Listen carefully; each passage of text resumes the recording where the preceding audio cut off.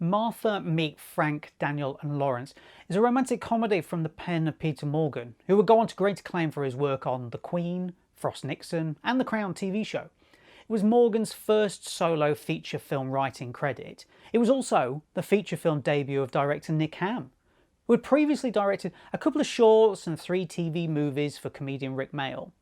Also making their feature film debut in Martha Meet Frank, Daniel and Laurence is actress Monica Potter. Years later, Potter would go on to appear in Patch Adams, Saw and the TV show Parenthood. Yet this was her feature film debut in a lead role, and she beat out some stiff competition.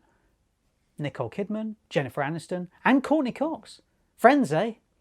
Could they be at more auditions? In a city of 10 million people, what are the odds of 3 best friends meeting? I'm Martha, by the way. Daniel. And falling in love with the same girl? Jesus! I'm really sorry. I did not... Hi. Look, you're in absolutely no condition to drive, so why don't you get in? Oh, I'm Martha, by the way. Wow. On the same day. I'm Martha, by the way. My perfect partner is me. You.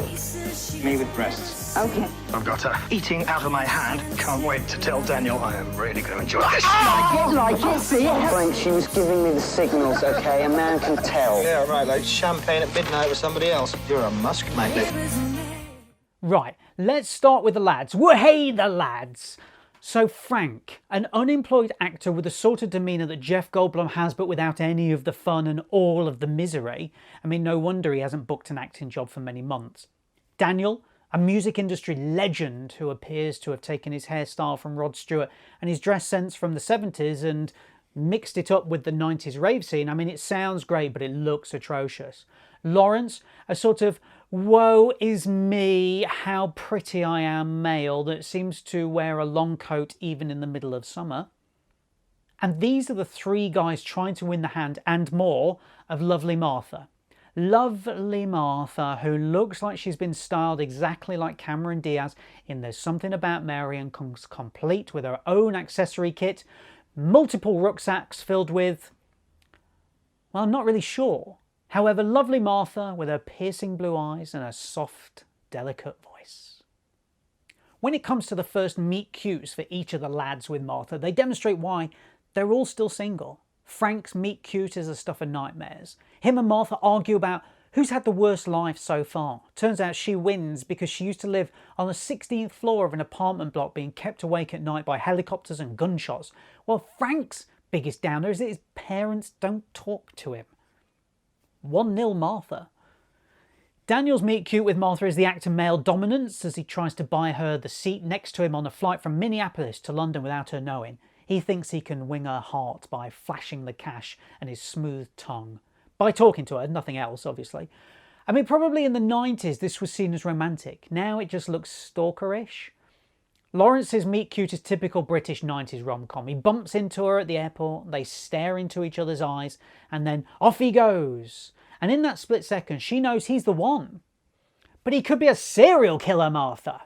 Look, this is unfair. I'm punching down on all of them here. So I apologise to Martha, Frank, Daniel and Laurence, because actually, this film has a couple of interesting things to say. One of them is about Martha.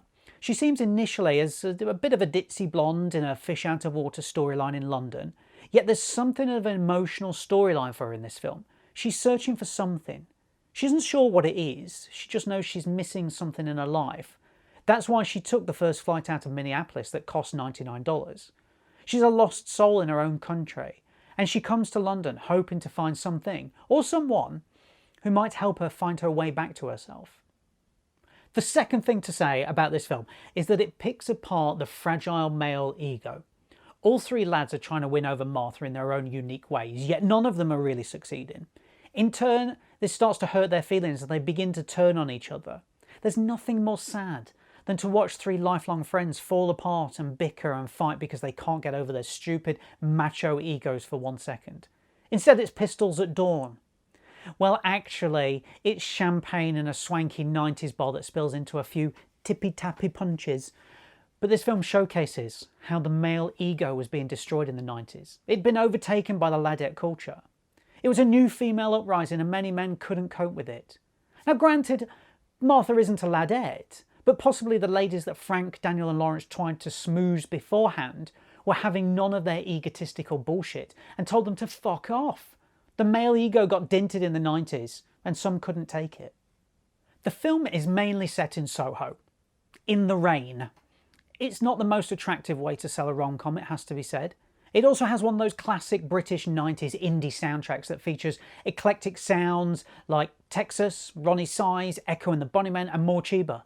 Many of these bands didn't cross over in the US, so it'd be interesting to know how this played across the pond. Not that anyone in America knows this film by the correct title, because it got changed by Miramax to something more generic. The Very Thought of You. Blech. Also, all the swearing was removed from the US version so they could secure a lower age rating. So all you Americans missed out on words like knobhead and bellend and fuckface. Look, for how middle of the road this film looks, and it is fairly middle of the road that leads to an ending of a kiss on a plane that flies off into the sunset.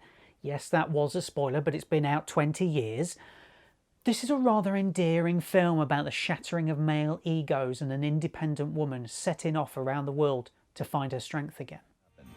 Martha, meet Frank, Daniel, and Laurence.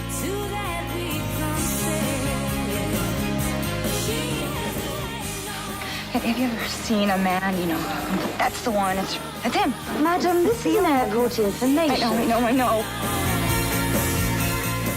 Ladies and gentlemen, would a gentleman wearing a Brown coat, like a white t-shirt, white shirt, t-shirt, khaki pants, Khaki. khaki pants. pair of trousers report to the information desk now, please?